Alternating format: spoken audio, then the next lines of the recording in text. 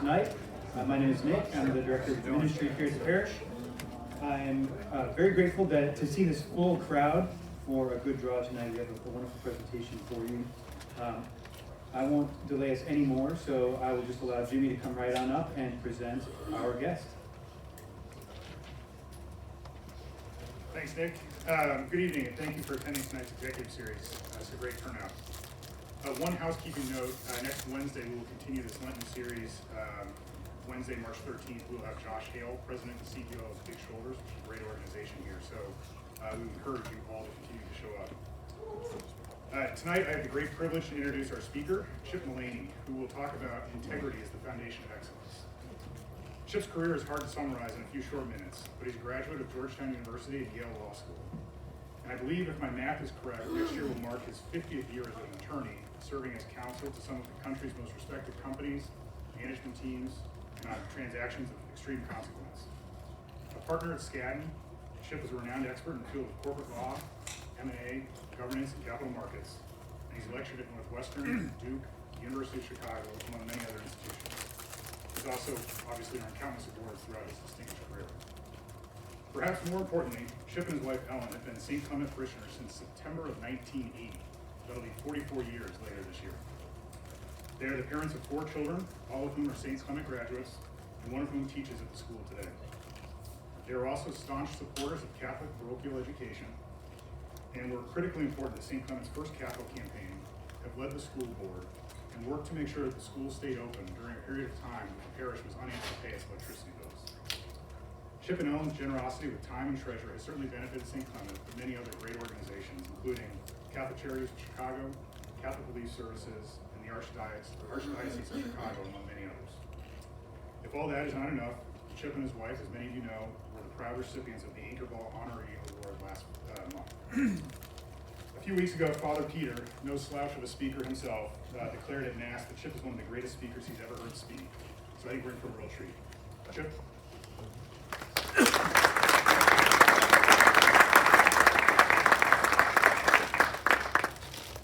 Well, thank you, Jim. That's very kind. Thanks for leaving me some upside. I'll pass the irony of a lawyer giving a talk on integrity. I do know what you're thinking. I am happily married and have been for 49 years, and I want to be clear, my wife takes her vocation very seriously. And part of her vocation is trying to keep the ever-expanding ego of her husband in line, which she frequently describes as a full-time vocation. So last week she went to work. We're having dinner, and I've been to this play before, and she said, "So, when's your talk?" And I said, "It's next week." And pause. And I said, "What's your topic?" And I said, "Integrity." And I said, pause. She said, "How long are you supposed to speak?" I said, "I don't know, 30, 25 minutes a day." She said, "It's going to take you 30 minutes to tell people not to lie?" That sounds damn dull. And I said, "Well, I'd love to invite you, but it's men only." And she said, "Good. Those are 2 good reasons why I'm not coming." So a problem with my wife's...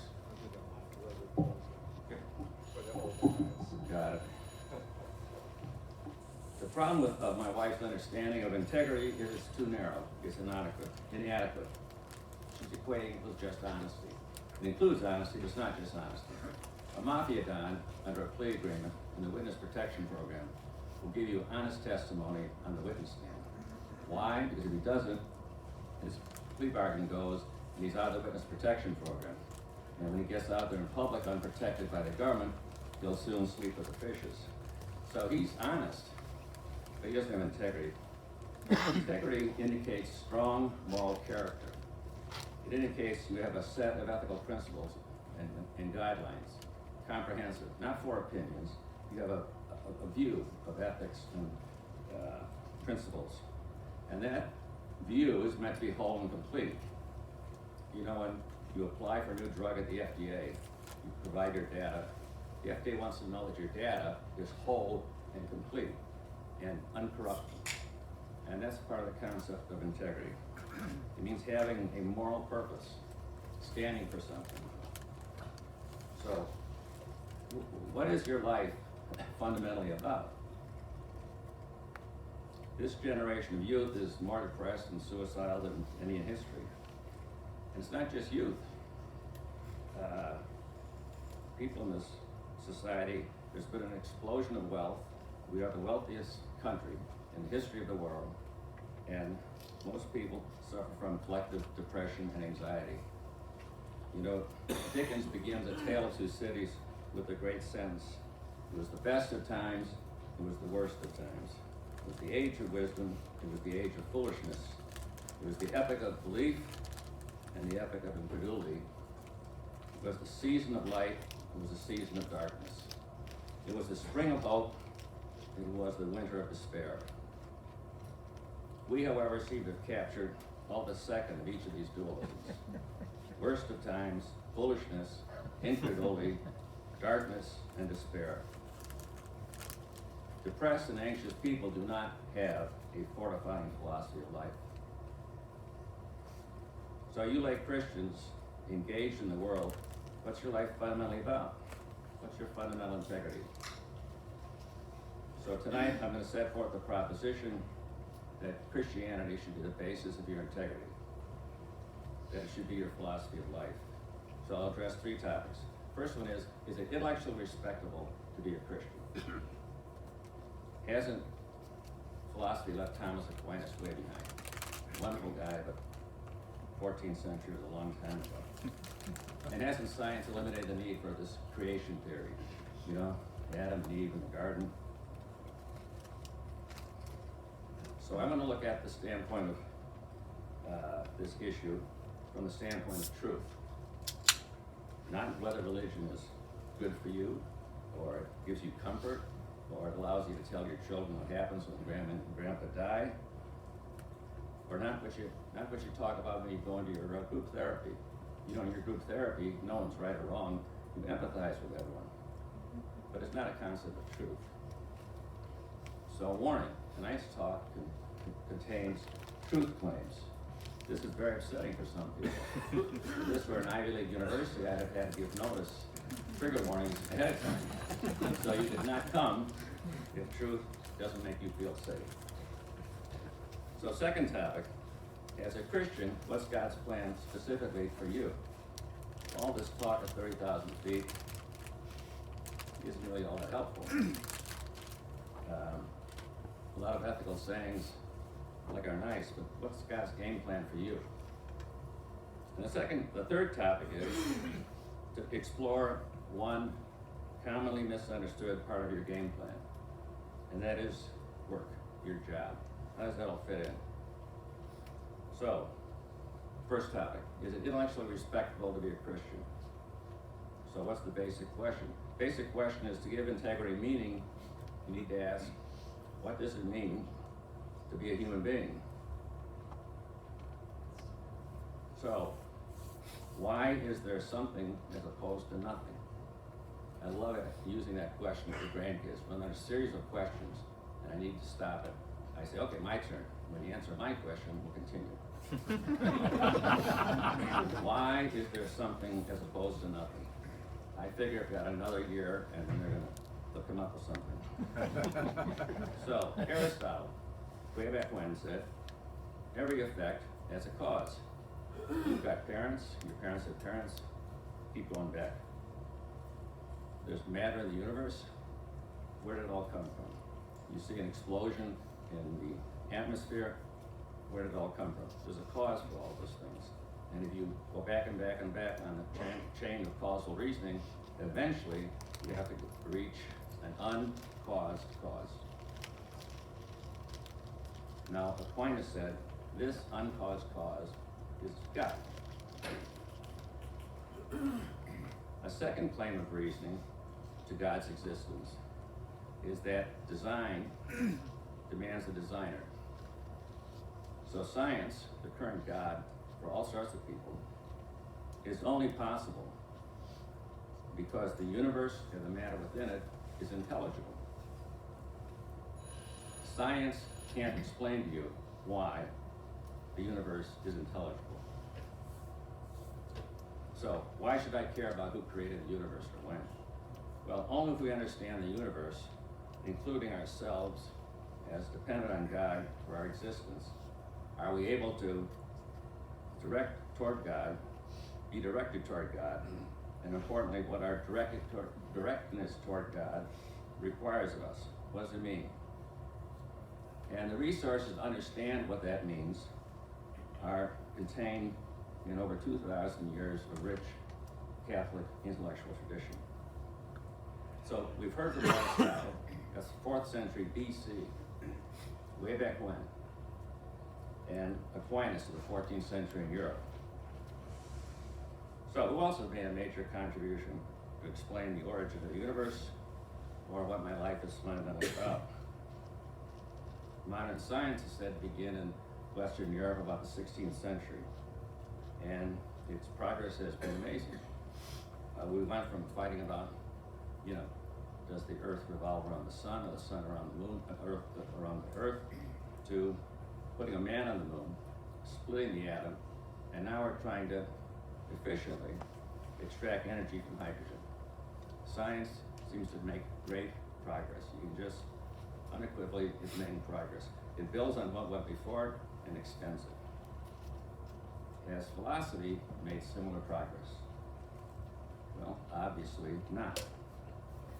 Go to any university, great university in this country, and you'll find that philosophy is totally marginalized. No university suggests to you that human beings need philosophy, that you need a structure to ask and answer the most fundamental of questions.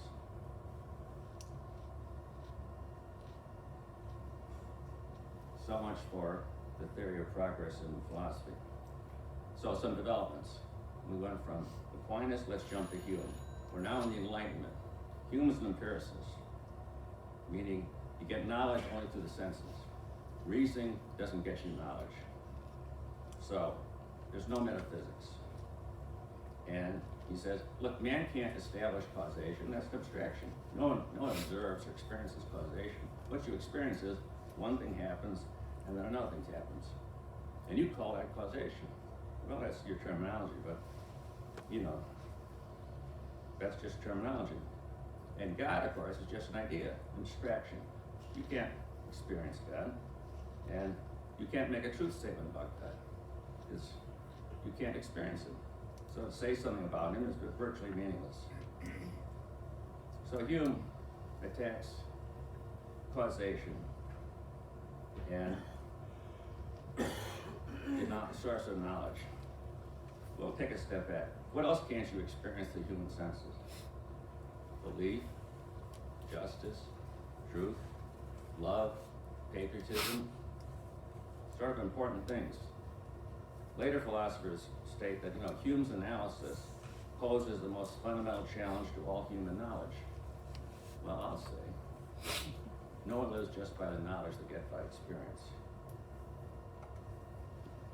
And it always caught me that Hume attacked the notion of knowledge. And every morning, he got up and used it. He got up, built a fire, put the tea kettle on with water, and he within 5 to 6 minutes, the son of a gun was going to boil. And then he made his tea. And he says, I can't be convinced of the theory of causation. So let's jump to the 20th century. Bertrand Russell, atheist, advocate of atheism, Nobel Prize winner, brilliant mathematician, no doubt about it, philosopher. So when asked, so what's the origin of the universe? Why is there something and not nothing? How did we all get here? He has this insightful answer. The universe is just that, and that's all. Good.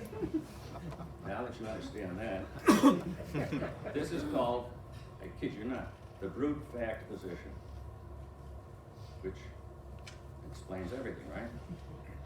So let's jump to 1927. We got the Big Bang Theory. So the Big Bang Theory, who needs God for creation? And it's the hypothesis, as you physicists out there know better than I, that all matter in the universe came into existence at the same time 13.8 billion years ago. And the universe was initially a single atom, a primeval atom, that suddenly exploded and expanded and it continues to expand even to this day. So what caused the explosion? I don't know. What about that first primeval atom? You know, the thing that exploded? Where'd that come from? I don't know. And guess who was the founder of the theory? George Lemaitre, a Belgian Roman Catholic priest. So, it doesn't eliminate the need for a creator. You still need that primeval atom to get things going. Let's jump ahead further to the 20th century. Existentialism. And I bear psychic scars. I suffered through an existentialism course in college. So this is John Paul Sartre, who reasons as follows. If God exists, I am not free. But I am free. Therefore, there is no God. This is also the wizard that was famously quoted as saying, if you're lonely when you're alone, you're in bad company. Which he follows up by saying, hell is other people. So, he confidently asserts there is no objective truth, except, of course, the proposition he just said, there's no objective truth. There's no objective truth that's true always and everywhere, except there is no objective truth. And there's no human nature, so there's no God to make it. So for man, meaning only exists when he makes it for himself. And he's author of a novel called Nausea, which extends to much of what he wrote, but this is in one case a novel. Nausea is about a melancholic, socially isolated intellectual. Sound familiar if you know much of Sartre's life. With no friends. And the character in the novel gets so bored, he begins to doubt his existence. So this is a total flip of Descartes. You philosophers know Descartes. I think, therefore I am. For Sartre, you know, I'm bored, so therefore I may not be. You know, boredom is not found in any ancient language. It came into use in about the 17th century. It's, you know, a modern gift to mankind, the concept of boredom. So, says Sartre, man must face meaninglessness, the absurdity with courage. Don't give in to conforming myths, comforting myths about a God. Be tough. And then, after I left college 10 years ago, I learned that on his deathbed, he called for a Catholic priest. But I only knew that in college. So let's move on to another physicist, Stephen Hawking. And he's author of a book called A Brief History of Time, which came out in 1988 and was a bestseller. And he announced himself at a conference in 2011, philosophy's dead. It's no longer relevant to knowledge claims. The scientists lead the discovery of knowledge, and philosophical problems can be answered by science. He then went on in another rant to say, the 2003 invasion of Iraq is a war crime. Well, Stephen, as a newspaper, nothing in science will tell you what's a war crime. That involves some ethical and moral judgments about the nature of man, about your rights to people and everything else. Why are you so confident in saying that problem, that war is a war crime? I thought we were restricted to science. One thing science cannot do is solve philosophical problems. It won't tell you what your life's all about. So, why Hawking? He explains creation as follows. And he says, therefore, when I get through with this, no one needs God. No one, quote unquote, no one created the universe. So stay with me. He said, in a quantum vacuum state, virtual particles and space-time bubbles will spontaneously come into existence. So at the start, there are no particles. Who needs God? Now, what he doesn't go on to say, or if he doesn't emphasize it, is in a vacuum state is not truly empty. It contains fleeting electromagnetic waves and particles. There is something there. So where did all this come from? No answer. So has science explained away the need for an uncaused cause or God? No. Indeed, science can't explain the most fundamental thing that allows science to be done in the first place, which, as I said, the fact that reality is intelligible. That being in its realities is intelligible. Einstein said the most mysterious thing about reality is that it is intelligible. Why is that? Science won't answer that question. So, is it intellectually respectable to believe in the existence of a God as the first cause, as the designer? I think it certainly is. So what about the rest of Christianity? Well, history records that for some 2,000 years, the Jews thought they had a special relationship with a God. And they recorded it all in the Old Testament. And it starts with Abraham and Joseph in Egypt. You remember that. Then we have Moses and the Ten Commandments. He leads the Jews out of Egypt. And we have prophets all the time. And we come on to the era of the Maccabees. And the prophets said God would send a Messiah, a Savior. You read Isaiah, you listen to Isaiah's readings during the period of Advent. You know, a Messiah is promised.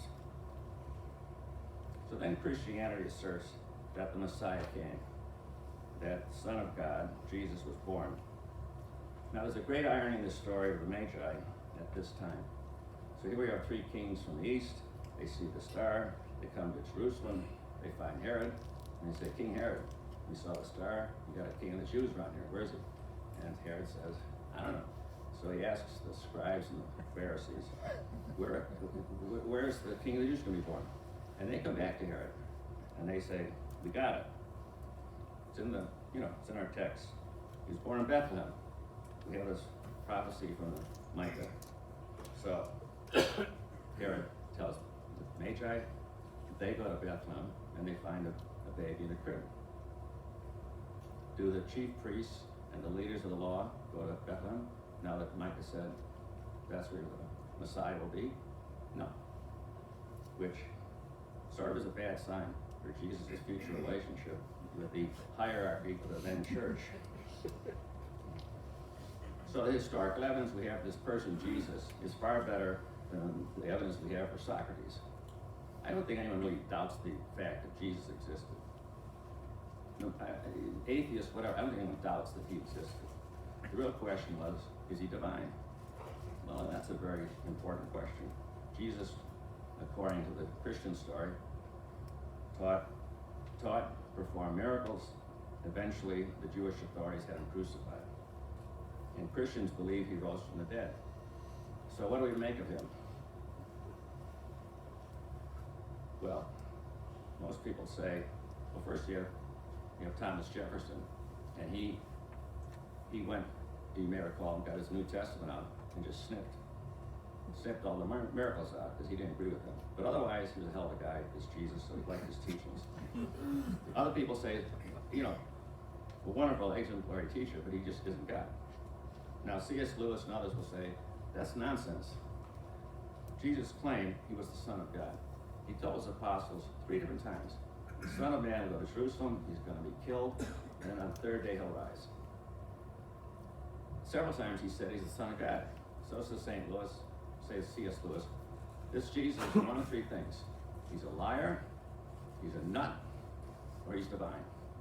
But you can't say, what a wonderful ethical teacher, hell of a guy, but not divine. That just won't wash. That's only selecting some of his teachers. So, let's go to the second question. What is God's game plan for me? So you say, well, I believe in God, but there are billions of people alive. And God seems to be an abstraction. He's sort of out there. I believe in Mars, but it's sort of out there. I don't know how to make contact. So the best explanation for God's game plan for you and for me that I've ever read is from St. John Henry Newman, the 19th century cardinal theologian. He wrote the following. God has created all things for good. He has determined, unless I interfere with his plan, that I should reach that which will be my greatest happiness. He looks on me individually. He calls me by my name. He knows what I can do, what I can best be, what is my greatest happiness, and he means to give it to me. I am created to do him something for which no one else was created. God knows me and he calls me by my name. God created me to do him some definite service. He has committed some work to me which he has not committed to another. I have my mission. I have a part in his great work. I am a link in a chain, a bond of connection between persons. He has not created me for naught.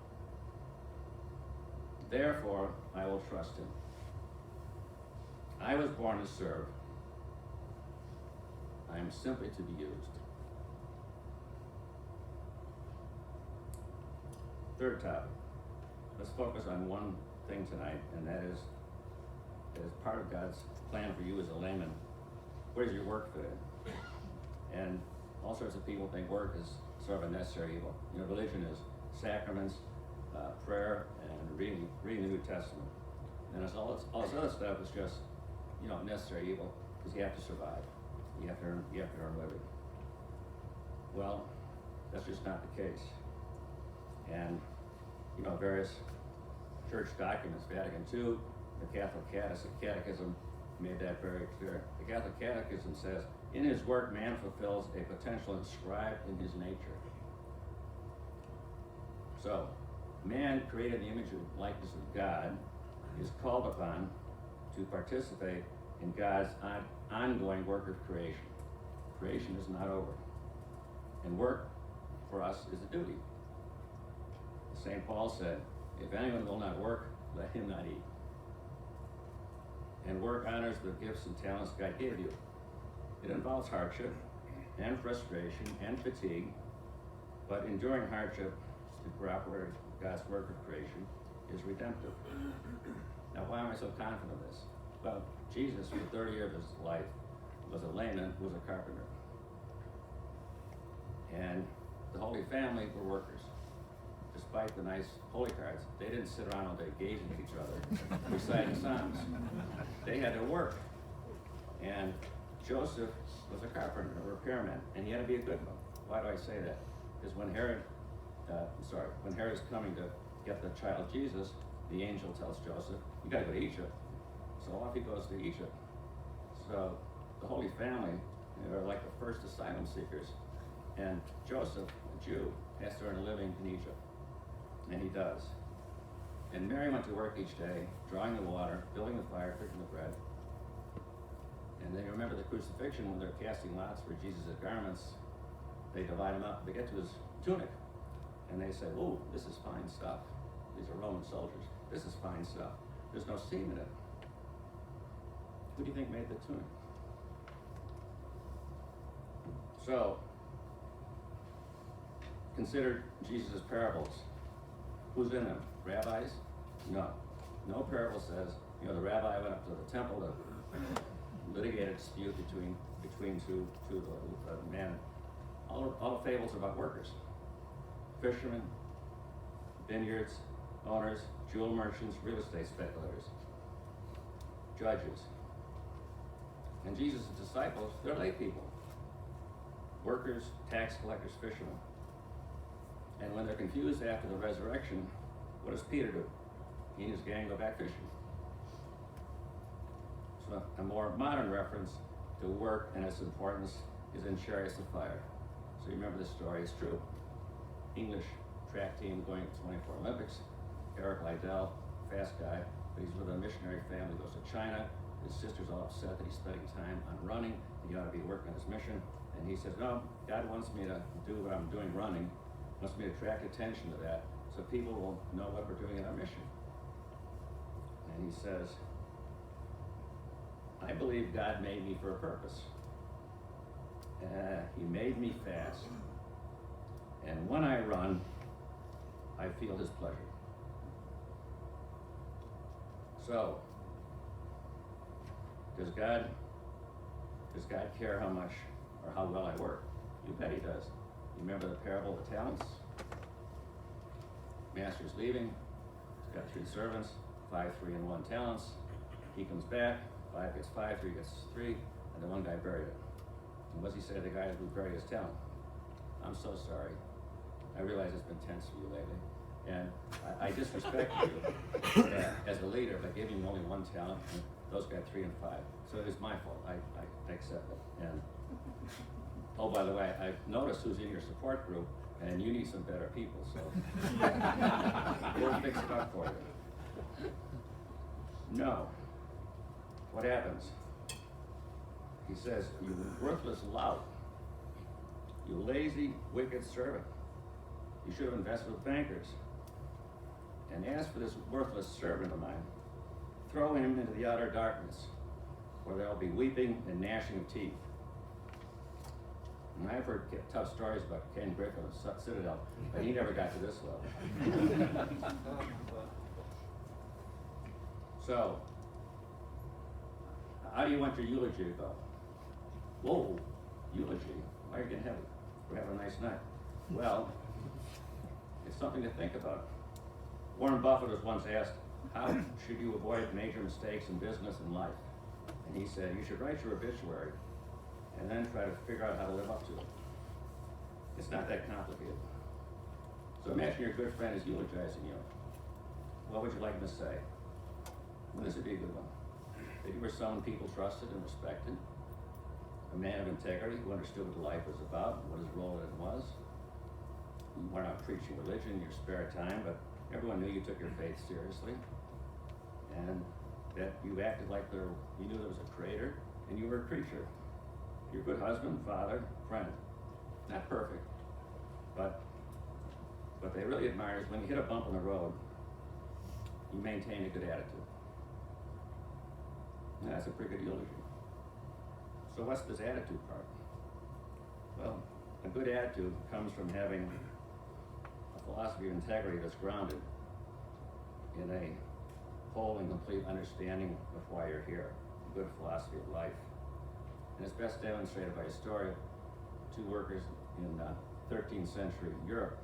And they're working in a small town in Italy, and the town is building a cathedral, and it's been raining for a month, and they're rolling huge boulders up the ever sloping path up to the town square.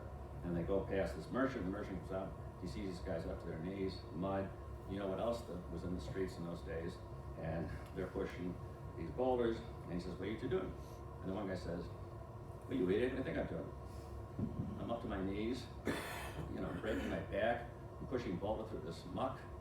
Yuck. And he says to the other one, what are you doing? He said, with a big smile on his face, I'm building a cathedral.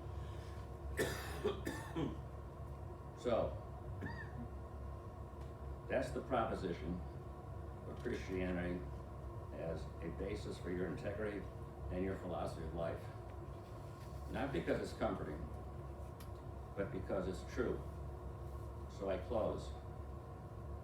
May you live a life of integrity based on a Christian philosophy of life.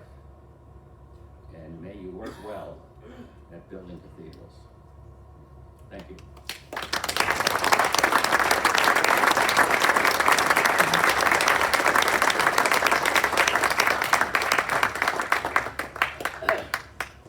Thank you very much, Chip. We have 5 minutes for questions. Anybody have any questions that come to mind? If not, there's plenty of other questions that came to mind.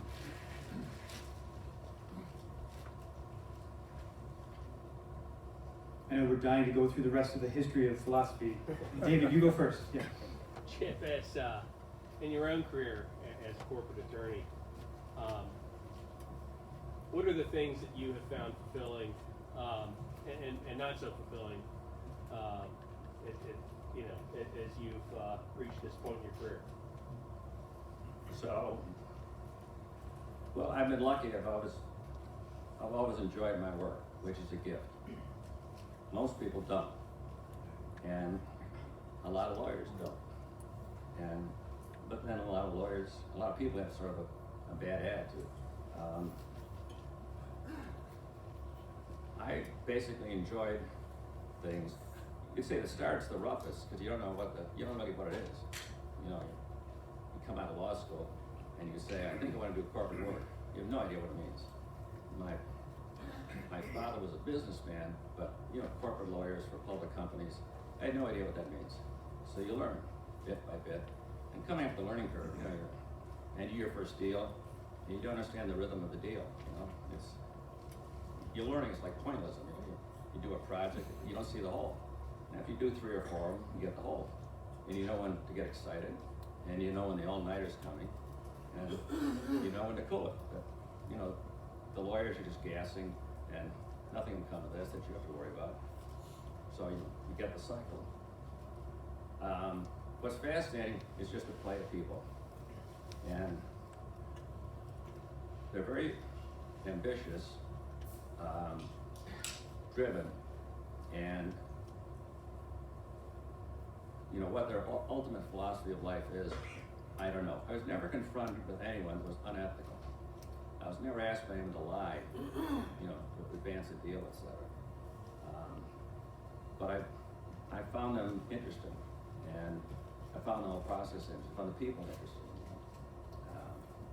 So, as I said, it was very enjoyable, and the more you've done it, you know, you just save all sorts of emotional energy. Because I've been to this road with you, and you manifest intensity when you should, and the client wants to see it legitimately. But you know, I'm not up all night anxious about something. You know, this is a fun, complicated deal with very ambitious business people, very sharp investment bankers. You know, people making deadlines and crises, some legitimate, some their own creation. You know. Human nature is best, so what's not to like? So anyway, I was very lucky. I am very lucky. You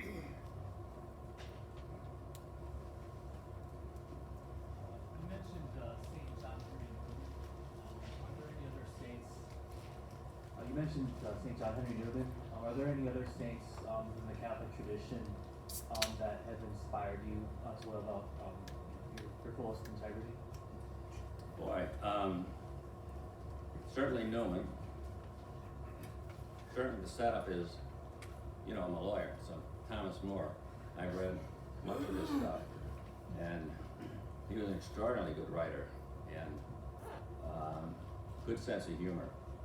If you read his Utopia, you know he's got a good sense of humor. And you know, originally he wasn't sure whether he should go into the religious order. He spent about 6-9 months in some cardinal's house, sort of trying out. He said, no, it's not for me. And he went and had a family, and his first wife died, and within 6 months he's remarried.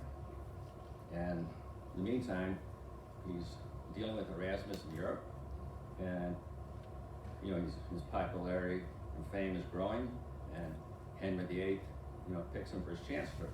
And there were some good years, and then we hit what they call a bump in the road. But so he is someone whose writing and diligence and common sense is very inspiring, because he was a layman, and there aren't a lot of saints that were lay people. Why is that? Who makes the saints? Clergy. So, you know. I'm not into conspiracy theories, but so More would be definitely one.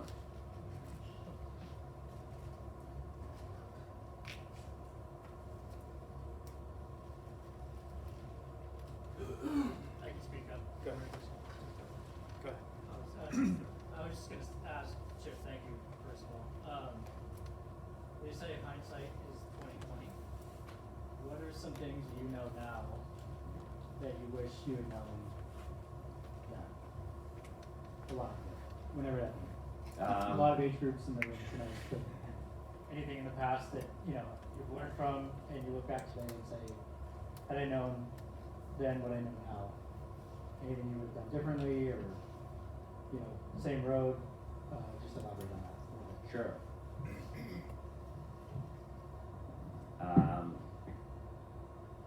Well, bluntly, I would have started personal prayer a long time earlier.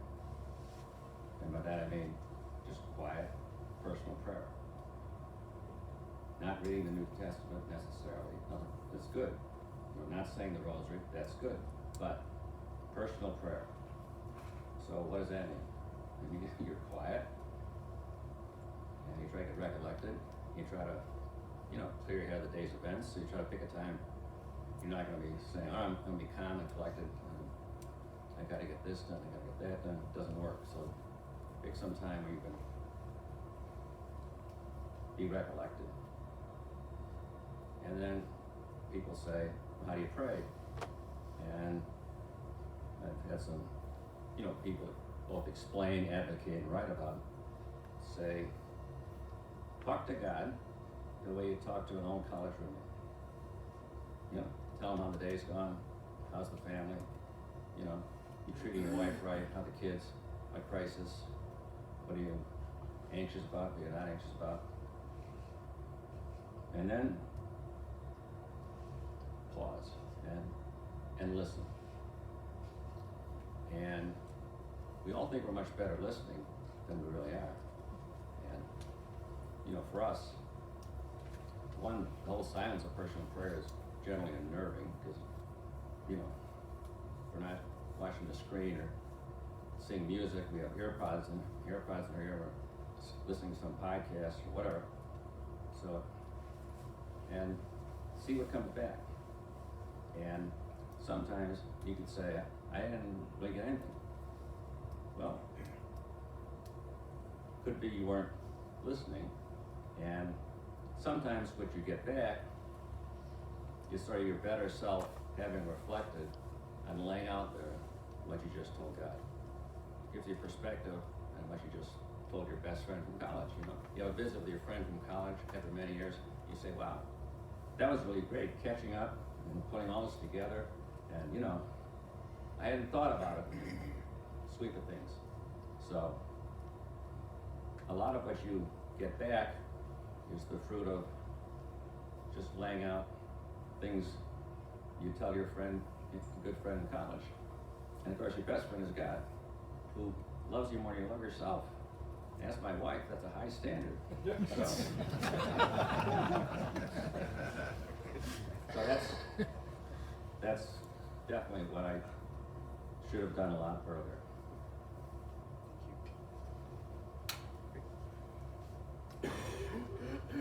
Thank you very much, Chip, for that. It's difficult to encapsulate all of that experience and all of the interior life that's going on in the span of 30 minutes, so I appreciate you taking the time to do that.